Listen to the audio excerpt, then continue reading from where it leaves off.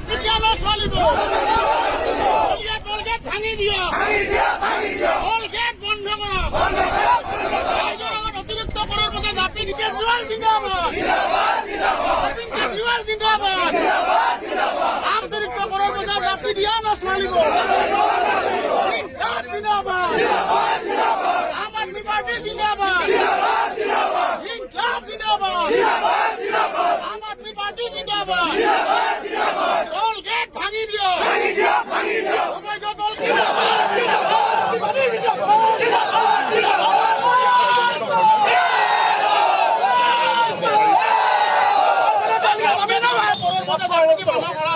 অবৈধ কৰৰ বজা সংগ্ৰহ কৰা বন্ধ কৰা